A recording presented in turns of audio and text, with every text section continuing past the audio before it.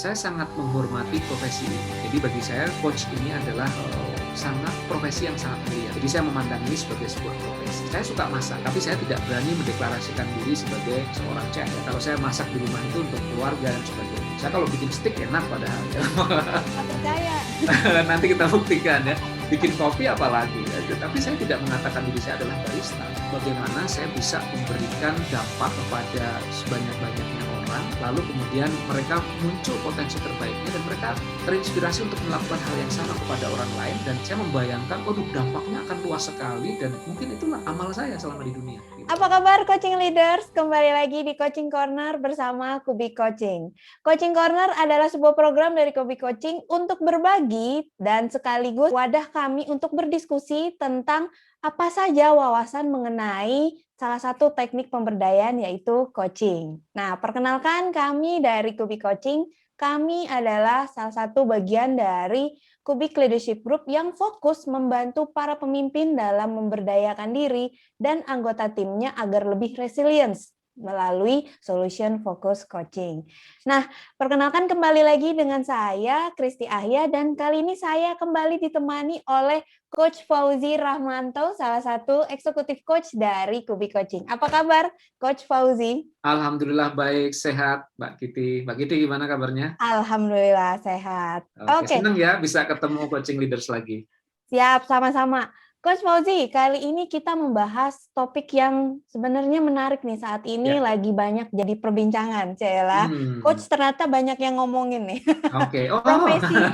Profesi seorang coach ini ternyata masih banyak yang belum paham ya. Oke. Sebenarnya kenapa sih sekarang nih banyak orang pakai nama coach di depannya seperti itu, Ya. atau bahkan kalau kita lihat di Instagram ada orang namanya coach siapa gitu, atau Ya. boleh kali ya kapan-kapan boleh nggak Ya. sih kalau saya pakai nama coach Kitty gitu misalnya. Nah, ini berhubung juga banyak nih saya sambil baca salah satu dari Twitter ya. Ini kan juga masih jadi media sosial yang menarik buat orang berbagi informasi ya. Bahkan ada yang komen sekarang banyak banget nih yang gaya banget pakai embel-embel coach di depan namanya, padahal kompetensinya apa juga nggak jelas. Waduh, sakit hati nih. Nggak sih. Panas gitu ya. Panas nih. Terus bahkan ada yang bilang, jangan-jangan nama di kartu keluarganya emang namanya coach nih. Bisa jadi. Dan bahkan juga ada yang bilang coach itu biasanya orang MLM sambil tertawa gitu. Ini kan sebenarnya sesuatu kondisi yang harus kita luruskan juga ya, Coach Fauzi ya. Mungkin pertanyaan saya pertama, gimana sih caranya seseorang bisa dinobatkan as a coach? Caranya gimana nih dia bisa dapat gelar coach, Mas? Baik. Ini ada beberapa hal yang perlu dibahas dan didudukkan sepertinya ya, Mbak Kiti ya. Karena begini, yang pertama, kalau tadi dibilang gelar ya bukan gelar juga sih sebenarnya ya, bukan Raden atau Raden Mas gitu juga. Karena kalau gelar kan bisa diberikan terus diturunkan, diwariskan bahkan gitu. Nah, terus kemudian kalau ada orang yang merasa dirinya adalah coach dan mencantumkan coach di depannya, depan namanya juga, itu sebetulnya hak yang bersangkutan, Mbak gitu ya. Nah, saya akan menyampaikan hal-hal yang sesuai dengan profesi yang saya tekuni ya. Sudah lebih dari 10 tahun saya menekuni profesi ini. Sebelumnya juga bukan coach ya. Sebelumnya juga profesional, pengusaha, dan akhirnya memilih ya menjadi seorang coach. Nah, apa sih bedanya gitu ya? Karena saya juga pernah menjalani profesi lain sebelumnya. Maka apa sih bedanya ketika saya menjadi coach dengan yang lain? Mungkin dari situ akan didapatkan pemahaman, oh kalau begitu coach itu seperti apa dan bagaimana bisa menjadi coach gitu ya, Mbak gitu ya. Nah, pertama bagi saya sangat menghormati profesi ini. Jadi bagi saya coach ini adalah sangat profesi yang sangat mulia gitu ya. Jadi saya memandang ini sebagai sebuah profesi. Nah, karena ini adalah sebuah profesi, maka di dalamnya ada kompetensi-kompetensi yang dipersyaratkan oleh profesi itu. Betul ya, Mbak Giti ya? Misalnya, Mbak Giti memilih profesi sebagai seorang perawat, sebagai seorang dokter, atau bahkan sebagai seorang chef misalnya, gitu. Bisa saja saya mengatakan diri saya adalah Chef Fauzi gitu ya, karena saya senang masak misalnya.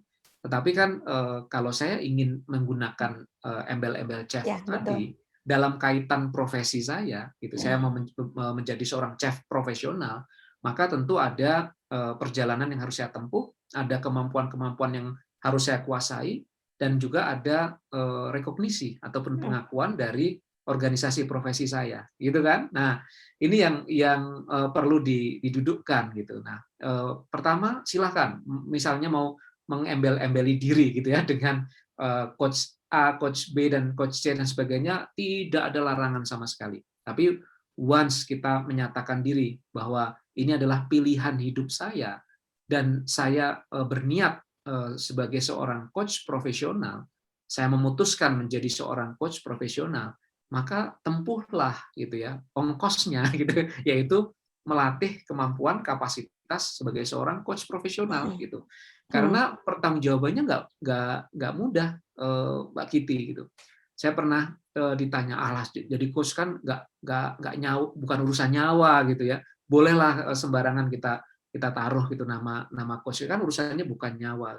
Kata siapa gitu ya. ada yang ngomong begitu, Coach? Iya ada. Jadi ya saya waktu itu memberikan analogi dokter gitu kan. Ya dokter itu kan urusannya nyawa, Pak. Wajar dong kalau begitu Ya. ada ujiannya, ada pembelajaran yang sangat intens gitu sebelum seseorang layak disebut sebagai seorang dokter gitu. Nah, dalam coaching juga demikian loh. Ya jadi jangan misalnya nih saya ambil contoh Mbak Kiti. Saya pernah membantu sebuah perusahaan para leaders-nya kita dampingi ya, saya sebagai coach mereka agar performanya menjadi lebih baik gitu. Nah, what if gitu Mbak Kiti? Ternyata ini ribuan orang nih karyawannya. Gitu. What if ternyata interaksi kami tidak efektif, lalu kemudian terjadi kenapa-kenapa nih di perusahaannya, gitu Betul. ya. Amit-amit ya gitu. Dan kemudian ya kolaps atau misalnya terjadi sesuatu hal negatif terhadap perusahaan itu tanggung jawab loh saya. Saya merasa bertanggung jawab gitu. Atau seseorang gitu yang kita coaching secara personal dan dia berharap mencapai suatu tujuan tertentu dan kemudian alih-alih mencapai tujuan itu ternyata malah terjadi hal yang negatif terhadap dirinya gitu. Itu ada pertanggungjawaban profesional. Saya sebagai seorang coach pasti akan merasa sangat bertanggung jawab. Ya meskipun ya sebetulnya dalam coaching itu apapun yang akan dilakukan itu adalah atas dorongan, atas keinginan, dan atas keputusan dari coaching-nya sendiri sebenarnya. Ya, tapi as a profesional, saya tentu juga harus bertanggung jawab, melihat bahwa ada konsekuensi ya atas interaksi yang kita lakukan dan makanya kita perlu melaksanakannya dengan rasa tanggung jawab. Gitu. Nah, itu yang saya highlight adalah faktor itu. Jadi kalau senang banget pertama Mbak Kiti, begitu banyak orang yang punya perhatian ya terhadap profesi coaching, bahkan memang mungkin bercita-cita ingin menjadi seorang coach, welcome. Wah, senang banget. Indonesia ini butuh coach lebih banyak dari yang sekarang gitu ya. Karena coach ini kan ada bidang-bidangnya ya Mbak Kiti ya. Jadi ada Ya. orang yang memperdalam coaching untuk ya kepemimpinan misalnya. Ada orang yang memperdalam coaching untuk misalnya mengembangkan kemampuan personal gitu. Ada untuk menghadapi challenge dalam kehidupannya atau untuk menciptakan kehidupan terbaik misalnya. Bahkan ada coach untuk percintaan juga loh, Mbak Kiti ya. Barangkali Mbak Kiti butuh nanti. Terima Jadi kasih. ada coach yang hubungan percintaan ada coach untuk bisnis, ada coach untuk dunia keuangan dan sebagainya. Dan mereka ini yang saya kenal, mereka sangat berdedikasi terhadap profesinya. Artinya dia tidak hanya memperdalam teknik coachingnya, tetapi juga memperdalam pengetahuan-pengetahuan yang relevan dengan bidang coaching ini gitu. Nah, dan proses belajarnya nggak pernah berhenti gitu. Nah, maka ini menjadi sosok coach yang menurut saya perlu kita ikuti ya, perlu kita teladani dan ya seperti inilah yang seharusnya dilakukan. Kalau itu yang dilakukan kan menebar kebaikan ya, karena menjadi coach ini adalah sebuah calling, panggilan dan sangat mulia gitu. Maka mari kita tekuni dengan penuh tanggung jawab gitu. Jadi welcome teman-teman, jadilah coach gitu. Tapi begitu Anda memutuskan untuk menjadi seorang coach, ya jalani dengan penuh dedikasi dan juga bayar ongkosnya gitu ya. Bayar ongkosnya itu maksudnya ya jangan pernah berhenti belajar, jangan pernah berhenti untuk mendapatkan experience baru, mendapatkan feedback ya, agar kita selalu menjadi coach yang lebih baik dari waktu ke waktu. Nah, cara termudahnya adalah bergaulah dengan sesama coach, ya, berkomunitaslah, bergabunglah, lalu kemudian kayak tahu, nah, ya, bergabung dengan organisasi profesi juga baik ya, karena ada asosiasi untuk para coach ini kan ada. Jadi silahkan ya nanti bergabung supaya kita bisa menyelaraskan pengetahuan apa yang perlu dikuasai, keterampilan apa yang perlu dikuasai itu jadi tahu gitu. Jadi nggak bikin versinya sendiri dan akhirnya tadi menjalankan sebuah profesi tetapi tidak dengan tanggung jawab ya. Saya suka masak, tapi saya tidak berani mendeklarasikan diri sebagai seorang chef. Ya, kalau saya masak di rumah itu untuk keluarga dan sebagainya. Saya kalau bikin steak enak padahal ya. Nggak percaya. Nanti kita buktikan ya. Bikin kopi apalagi ya. Tapi saya tidak mengatakan diri saya adalah barista ya karena memang itu hanya hobi ya buat saya dan saya suka menyeduh kopi ya. Bikin latte art itu ya bisa saja, tapi saya nggak bisa oh saya barista gitu nggak juga. One day mungkin ya, tetapi hari ini tidak gitu. Nah, atau seperti misalnya teman-teman yang suka nyanyi, itu kan bukan berarti serta-merta mengklaim diri sebagai seorang penyanyi. Ya kalau dia baru nyanyi sebagai hobi dan masih dalam proses bertumbuh juga kan nggak apa-apa gitu. Itu gambarannya Mbak Kiti ya terkait dengan polemik ya yang kemudian banyak muncul ya di sosial media. Saya juga baca Mbak Kiti, tapi memang para coach kebanyakan menghindari berpolemik gitu ya di sosial media. Jadi artinya kami seringnya melihatnya begini, ya Anda punya pemahaman seperti itu, silahkan. Punya pemahaman yang berbeda, nggak apa-apa, saling koeksis. Tapi kalau saya ditanya, maka saya akan jawab sesuai dengan peran saya sebagai seorang coach. Gitu. Oke, berarti bisa dibilang tadi kan ada organisasi khusus ya, berarti bisa dibilang ada sekolah khusus untuk yang benar-benar the real coach gitu ya, Coach Fauzi ya.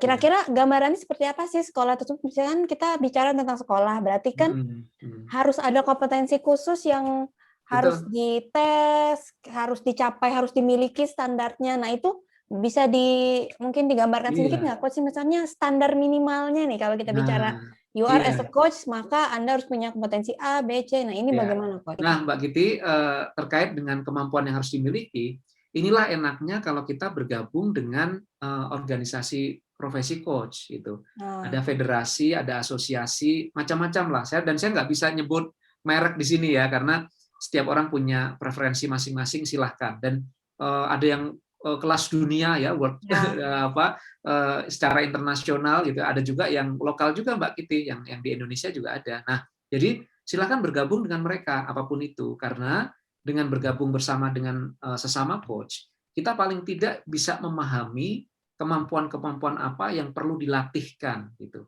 ya, dan proses berlatihnya tidak sederhana gitu, karena ada ya kemampuan yang biasanya distandarisasikan lalu kemudian dilatihkan, diujikan ya. Jadi tidak mudah untuk mendapatkan pengakuan ya dari organisasi-organisasi tadi, karena biasanya ada tadi prasyarat-prasyarat yang harus dipenuhi. Misalnya pernah mengikuti pembelajaran terkait coaching atau sekolah coaching istilahnya Mbak Kiti tadi, berapa jam gitu. Itu ada ukurannya. Jadi dipersyaratkan itu.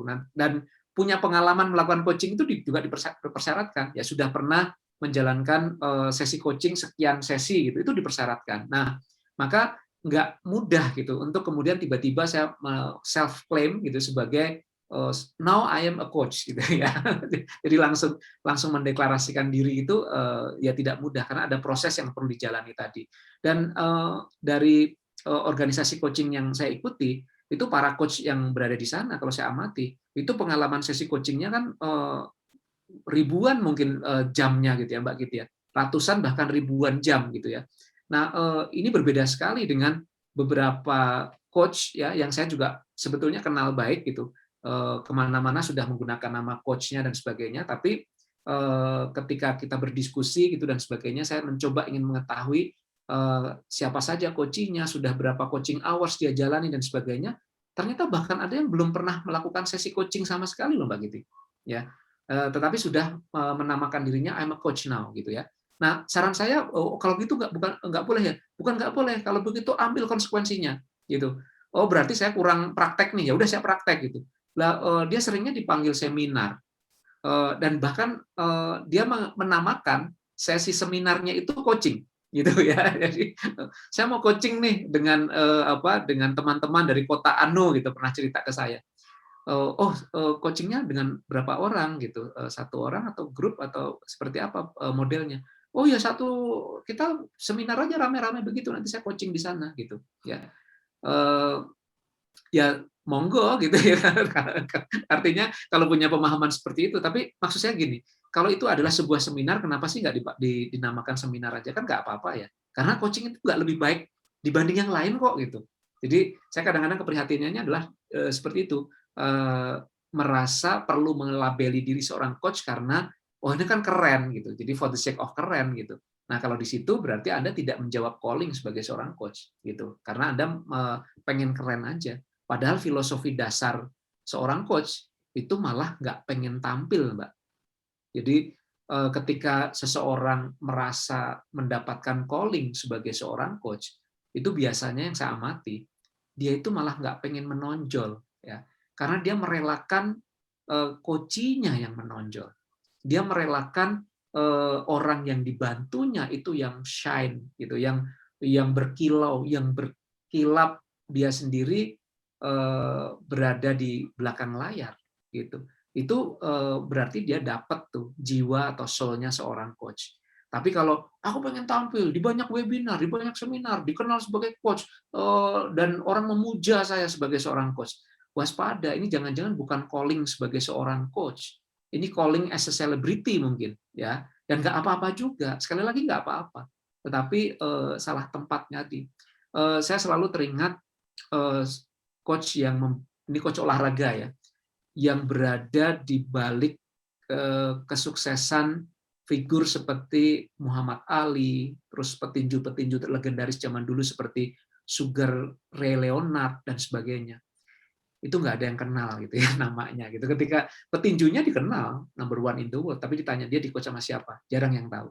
Ya, namanya Kus D'Amato. Ya, ini kayaknya orang Jawa Timur ya Mbak gitu ya. Saudaranya Kus Hendratmo atau siapa enggak ini. Kusnya pakai Z ya, CUZ gitu. Kus D'Amato namanya. Keturunan Italia yang dia tinggal di Amerika. Dia memoles petinju-petinju legend dan yang dilatih itu petinju legend semua gitu. Tapi dia ada di belakangnya. Dia tidak menampilkan diri, ini aku loh, ini mereka itu murid-murid saya gitu, enggak. Ya, itu ciri seorang coach. Dia menjawab itu sebagai sebuah calling untuk mengempower orang lain, membuat orang lain berkilau, membuat orang lain cemerlang, keluar potensi terbaiknya, dan saya merasakan mendapatkan kepuasan dari sana. Saya merasa nikmat ketika menyaksikan itu semua, and that's all gitu. Nah, bahwa saya nggak dikenal, bahwa saya nggak terkenal, doesn't matter, gitu ya. Nah, itu yang membedakan dengan tadi beberapa figur ya, yang sahabat-sahabat saya juga beberapa gitu. Tetapi saya lihat ketika dia sharing tentang praktek coaching yang dijalankan, saya merasa melihat Anda lebih pantas jadi selebriti sebetulnya, and that's fine too, gitu. Silahkan. Berarti tempuh jalan itu. Mungkin pengen jadi public speaker yang sangat terkenal, nggak apa-apa juga gitu. Tampilkan diri Anda sebagai public speaker terbaik. Mungkin menjadi mastah, menjadi mentor atau apapun itu, jadilah yang terbaik di sana. Jadi dan itu oke, dan itu fine. Tapi ketika Anda memilih menjadi seorang coach, siap-siaplah untuk tidak dikenal sebenarnya. Itu Mbak Giti. Oke, berarti ketika kita bergabung ya dengan Ya, sebuah organisasi atau sekolah coaching itu tadi, benar berarti ada tesnya dengan syarat-syarat ya, kompetensi tertentu, betul. dan juga yang pasti harus ada coaching hours-nya ya, Coach Betul, Fauzi ya, betul. betul ya. Karena dari experience kan nanti kita Oke. bertumbuhnya. Berarti ini untuk para netizen ya, yang membedakan coach, the real coach sama mungkin coach yang tadi agak artis Yang itu tadi. hotahai, yang hotahai. Coach beneran Bedanya dan coach adalah hotahai. coach hotahai. Bedanya adalah bagaimana si coach, the real coach ini yang benar-benar melaksanakan sesi coaching itu sendiri, coaching Betul. hours-nya jelas, track Ya. record-nya seperti itu. Nah, pertanyaan saya berikutnya mungkin ini terakhir ya coach ya.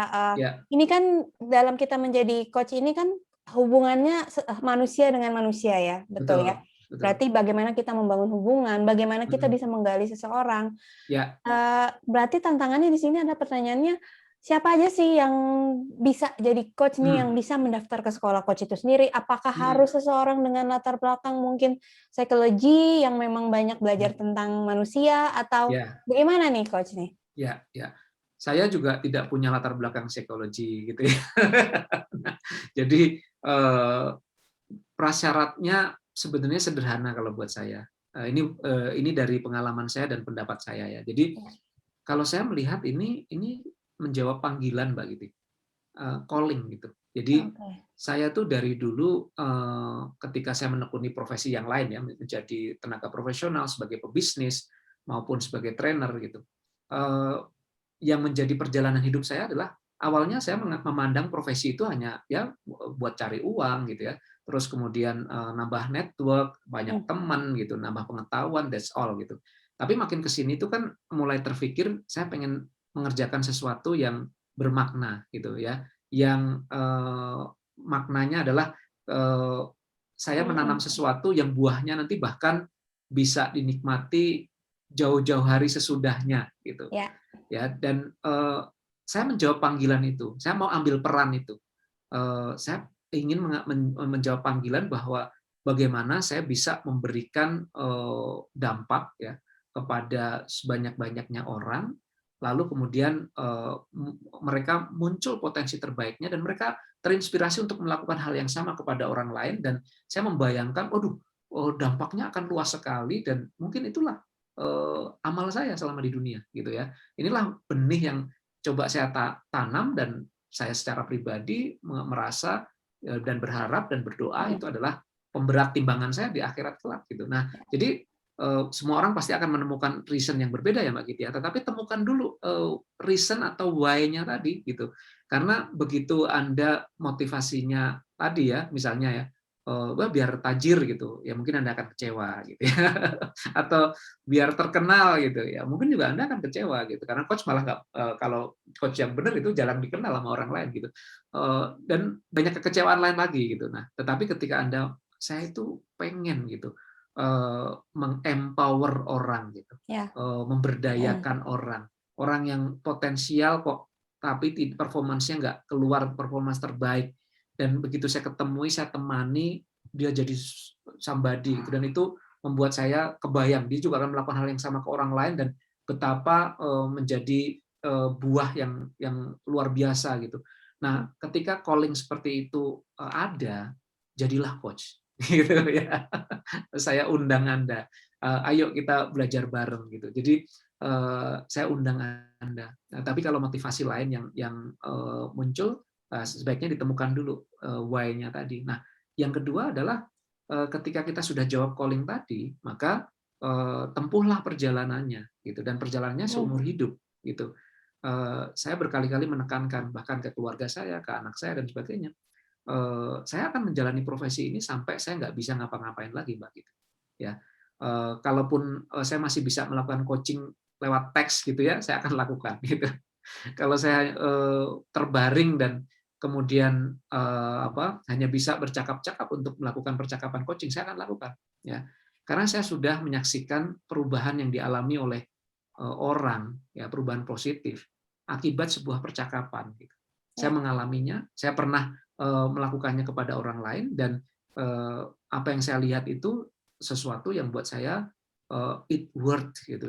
Perjuangan saya selama ini nggak sia-sia gitu, worth it gitu untuk dijalankan, dan saya membayangkan itulah kehidupan yang saya ingin tempuh gitu, menjawab calling itu, lalu kemudian menempuh perjalanannya, belajar, memperbaiki dan sebagainya. Jadi ini bukan profesi sesaat ya, bukan sesuatu yang oke, kalau lagi populer coach saya cantumkan nama saya coach, terus kemudian ketika sudah nggak populer lagi saya ganti yang lain, bukan seperti itu. Saya sudah berketetapan hati, sudah memilih profesi ini, dan saya siap membayar ongkosnya gitu ya, ongkos belajar, waktu yang saya gunakan dan sebagainya. Nah, itu yang saya sarankan kepada teman-teman yang di luar sana gitu, yang para netizen yang ingin juga menjadi coach, ya tentukan dulu inikah pilihan hidup Anda, lalu kemudian tempuh perjalanannya, yuk kita berjalan bersama-sama gitu ya, mendapatkan pengetahuannya, berlatih gitu sampai kemudian kita benar-benar menjalani profesi seorang coach. Dan by the way, saya malah nggak pernah mencantumkan nama saya ada coach di belakang, di depannya Mbak Kiti. Dan saya sudah menjadi coach mungkin sekitar 12 tahun. Kalau Jadi dipanggil coach sering. nggak bisa dicari di sosmed ya, Coach Fauzi Enggak Rahmanto ada. nggak bisa ya. Iya. Dan nama kartu keluarga saya namanya di depannya emang nggak ada coachnya. Oke, sip, Coach. Berarti everybody boleh jadi coach asal punya calling, punya niat yang positif buat membantu orang lain, mendorong orang lain mengeluarkan performa terbaiknya, potensi terbaiknya. Disitulah mereka open untuk boleh mendaftar ke sekolah-sekolah coaching dan siap menempuh perjalanannya ya, karena nggak selalu mudah betul juga, siap menempuh ongkosnya tadi ya. Benar, ongkos belajarnya, dan nggak mahal juga ya. Dengar untuk sertifikasi coach ini juga nggak mahal, nggak murah maksudnya, nggak murah juga untuk sertifikasinya. Jadi ya mungkin buat coaching leaders yang masih penasaran sebenarnya coach ini apa, dan mungkin masih ada pemikiran-pemikiran kenapa dia bisa dipanggil coach, dan apakah benar kalau saya mau di coaching saya sudah sudah mendaftar ke orang yang tepat, seperti kira-kira gambarannya seperti itu ya, Coach Fauzi. Oke, terima kasih, menarik sekali bahasannya untuk episode kali ini, Coach Fauzi. Mungkin ini episode yang kedua kita tentang bagaimana sih caranya menjadi coach. Semoga bisa menjadi gambaran buat coaching leader semua yang menyaksikan podcast ini. Nanti kita akan kembali di episode berikutnya dengan topik lain yang semakin menarik lagi. Semoga apa yang disampaikan di Coaching Corner bisa menjadi resource Anda untuk belajar tentang apa sih coaching itu sebenarnya, dan semoga bisa menerapkannya suatu saat nanti di perusahaan atau mungkin di kehidupannya sehari-hari ya, Coach Fauzi ya. Oke, ada tambahan Coach Fauzi? Sudah? Sekali lagi saya mengundang ya everybody ya, yuk kita jadi coach gitu ya. Jawab calling itu kalau memang Anda punya calling yang sama dengan kami para coach, dan kemudian yuk sama-sama kita tempuh perjalanannya gitu ya. Yuk. Thank you Mbak Kiti, obrolannya menarik sekali ya. Coaching leader, see you di episode berikutnya. Sampai ketemu semuanya.